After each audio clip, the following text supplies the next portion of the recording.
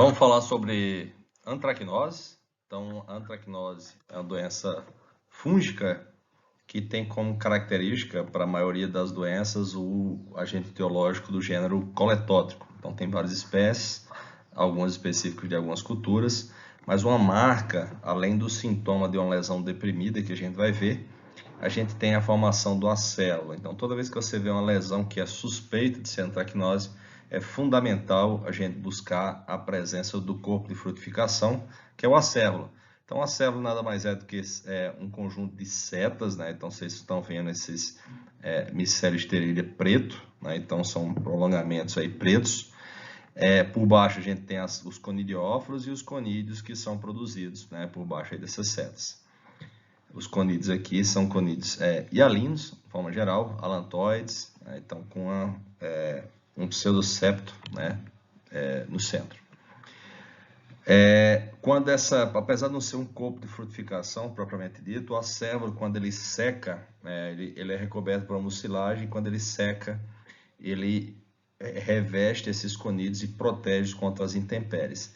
E essa mucilagem é altamente hidrofílica, ou seja, quando começa a chover, dissolve essa mucilagem e com isso libera o conídeo. Também representa um nutriente inicial para o desenvolvimento desses conídeos.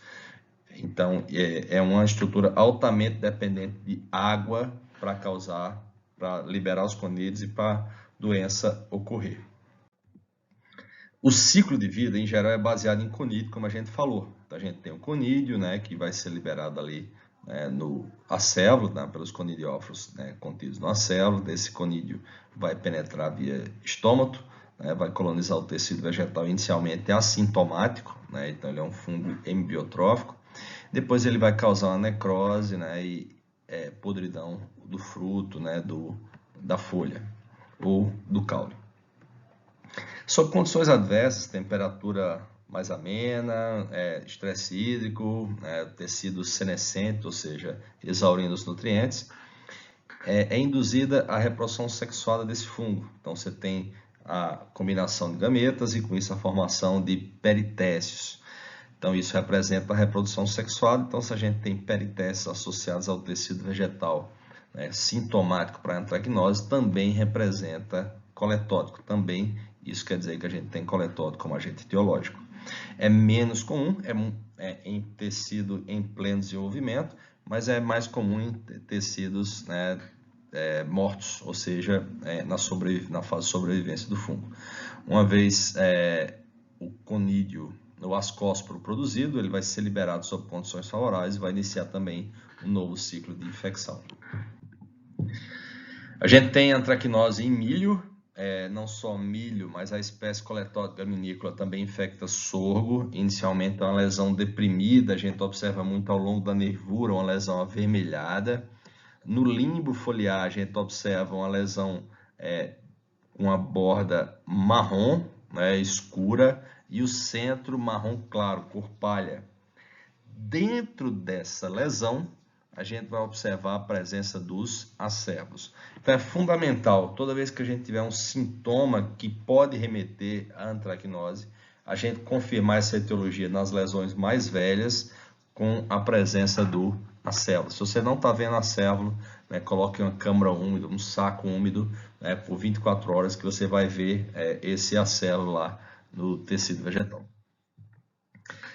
Em sorgo, essa borda escura não é tão evidente, ela é mais vermelha, né? Então, essa é a característica da antracnose sorgo, é uma doença muito importante em sorgo. Então, o sorgo normalmente é posicionado para plantio na época mais seca, né? Justamente para você, porque ele é mais tolerante ao estresse hídrico, mas também ele é muito suscetível à antracnose, ou seja, se eu plantar numa época menos chuvosa, eu tenho menos condição favorável para a doença, eu vou ter menos antracnose, menos prejuízo com antracnose sem aplicação de fungicida. Em milho, a gente observa nos restos culturais essa presença dessa mancha preta na superfície do tecido vegetal. Então, essa mancha bem característica da infecção por Coletótica graminícola.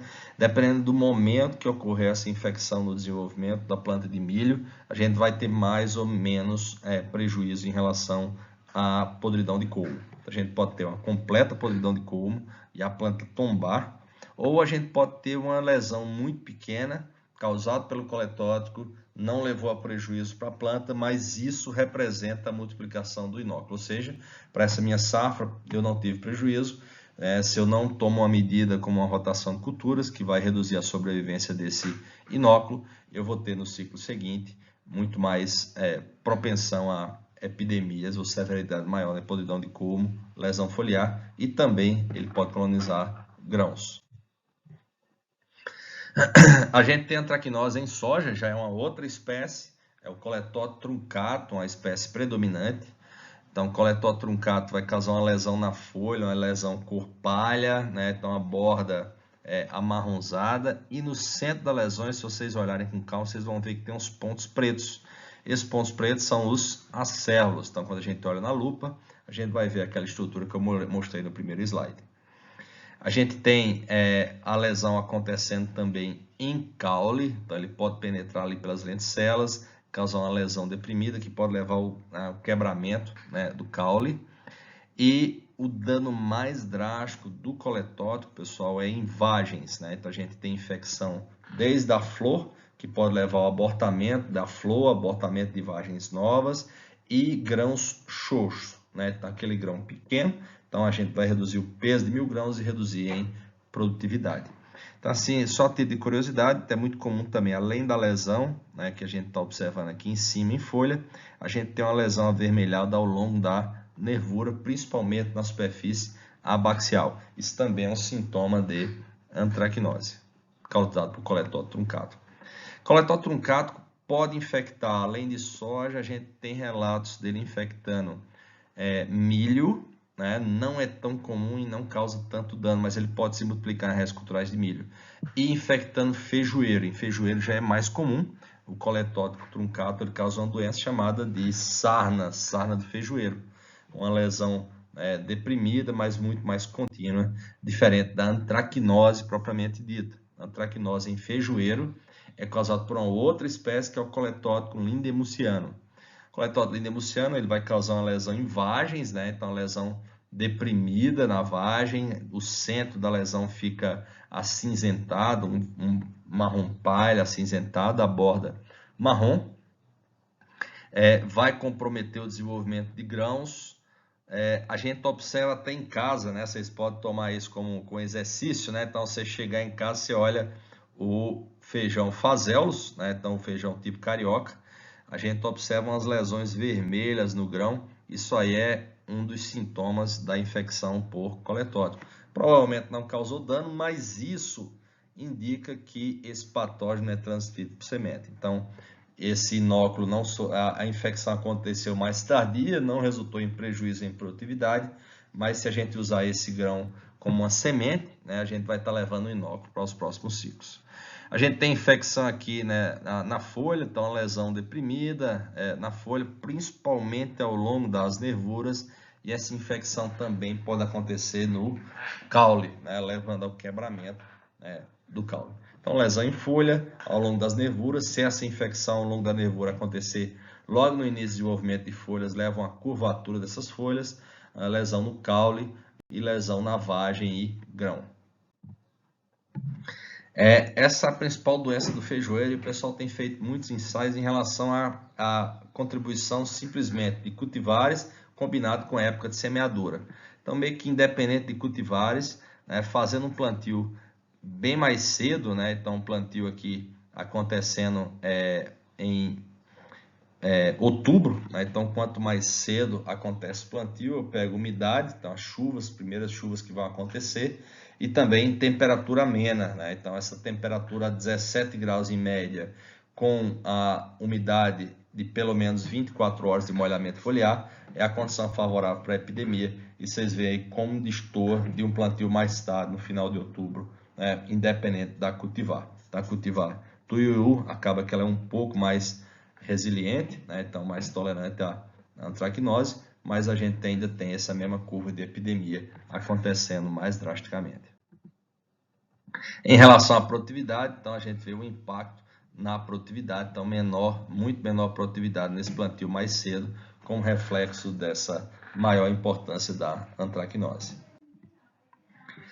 Bom, então o que são as práticas de manejo quando a gente fala de doenças de antracnose em grãos, né? Estão causando mancha foliar, né? Mancha em grãos e mancha em caule, em podridões em caule. Então, a gente fala da época de semeadura, então tem uma tradição que o pessoal falava aqui na região, que fazer o plantio mais cedo, né? Plantio das águas, mela feijão todo, você perde tudo. Então, melar, basicamente, a principal doença que está se falando é a antracnose. Então, é uma importância muito grande dessa doença. Quanto se você puder plantar um pouco mais tarde, né, você vai ter mesmo que você tenha chuvas intensas, você não tem temperaturas amenas, você não tem tanta condição favorável para a doença ocorrer.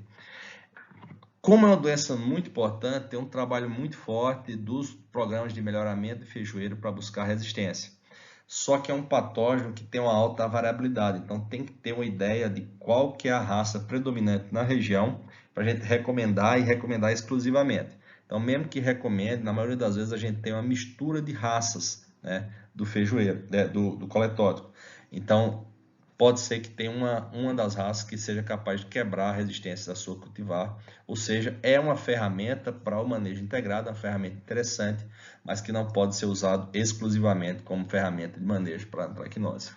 O uso de fungicidas estão desde o tratamento de sementes, estão de preferência usar sementes sadias, mas como a gente sabe que é um patógeno muito facilmente transmitido por semente, é difícil a gente conseguir um lote de semente que não tenha nada de coletótipo demuciano. Então, tratamento de sementes, aplicações quinzenais sempre que as condições favoráveis prevalecerem, né?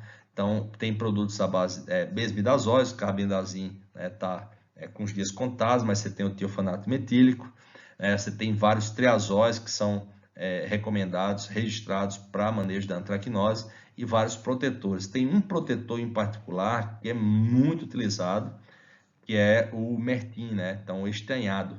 Então, esse é para antracnose e tem uma outra doença também que ele é muito utilizado, que é ramulário do algodoeiro. Tem produtos biológicos, né, principalmente à base de bacilos, registrados para esse alvo e o posicionamento dele é semelhante ao uso de fungicidas protetores, ou seja, uma menor pressão de inóculo, é um produto que teria potencial de ser utilizado.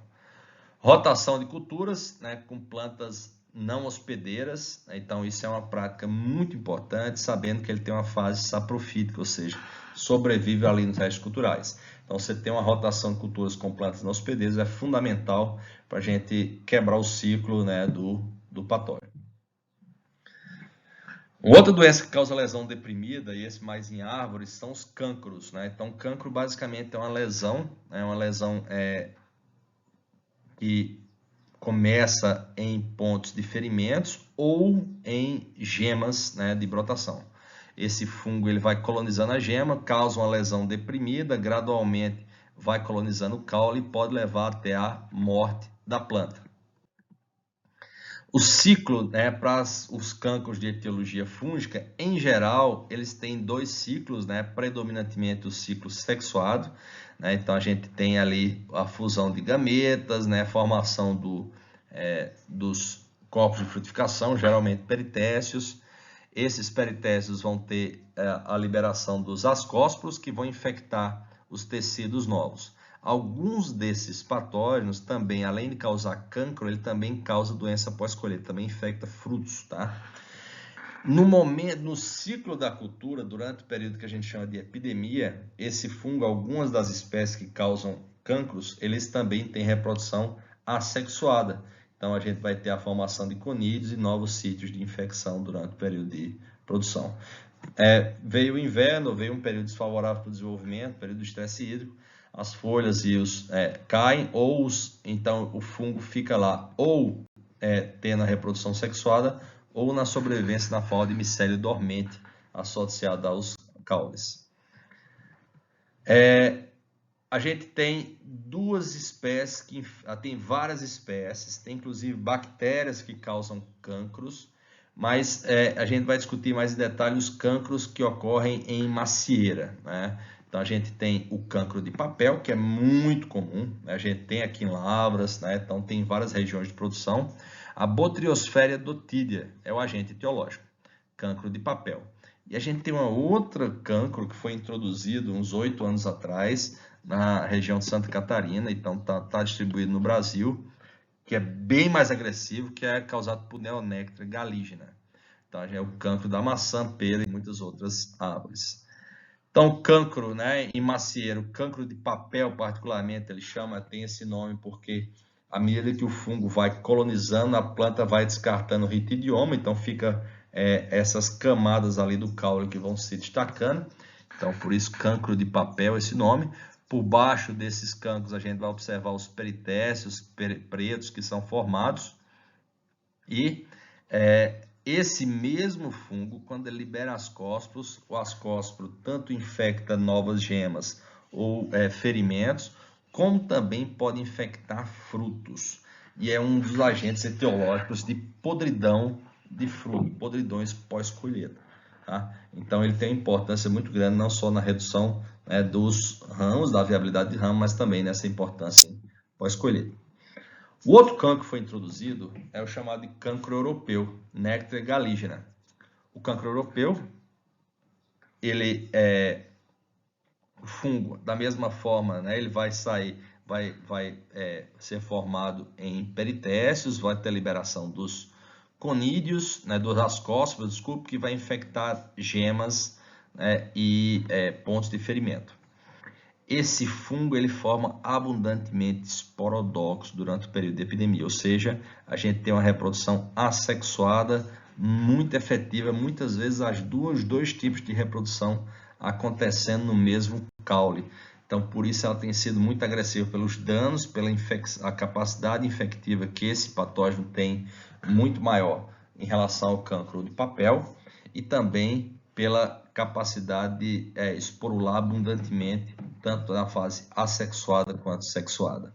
Está aqui mostrando um caule, né, que sofreu um cancro, do cancro europeu, então inviabilizou, dependendo do ponto onde ocorreu, ele pode matar a planta, né, se ocorreu na base do caule, né, então a única solução é descartar, e essa é a principal recomendação, inclusive, de manejo, a gente fazer a poda assim que detectar um cancro para eliminar esse inóculo. Só para ilustrar para vocês, no mesmo ramo aqui a gente tem o peritécio, né, esse vermelhinho aqui na superfície do caule, e a gente tem o esporodóquio, que é o branquinho. Então a gente tem a estrutura de reprodução assexuada. Esporodóquio basicamente é um aglomerado de conidióforos livres, vão produzir os conídeos, e a gente tem os peritécios que vão liberar os ascósporos e reflete a reprodução sexuada que esse fungo teve. A prática número 1 para manejo de cancro é a remoção. Então, o levantamento. Então, eu tenho esse problema. Isso acontece no início da primavera. Então, as infecções acontecem cedo. E quanto mais cedo a gente conseguir eliminar esses cancros, menores as chances a gente vai ter de ter esporulação e disseminação desse inóculo. A eliminação desse ramo, né, dá uns 2, 3 centímetros abaixo do ponto do cancro para você eliminar. Esse fungo não é sistêmico. Então, com isso, eu eliminando esses ramos infectados, eu vou reduzir o inóculo, né, e vou ter uma ação curativa ali na planta. Eliminar os restos culturais, né, então aqueles ramos que eventualmente eu passei desapercebido, não podei, mas eles caíram no solo, a gente faz a eliminação desses ramos e proteção de novas brotações e ferimentos de poda também. Assim que eu podar, eu preciso proteger esses ferimentos. Né, geralmente é utilizado um fungicida protetor, né, para proteger esses tecidos, mas né, eu observando essa presença de inóculo na área, é fundamental a gente tentar um fungicida sistêmico registrado para o alvo. A outra doença que a gente vai discutir é a verrugose. Então, as duas anteriores que a gente falou eram lesões deprimidas, né? Então, a antracnose é uma lesão deprimida, cor palha. O cancro é uma lesão bem mais deprimida, né? Então ocorre em plantas perenes porque ele é bem mais lento. E a gente tem um outro padrão de lesão que é a verrugose. A verrugose aí já é uma lesão saliente, corticose.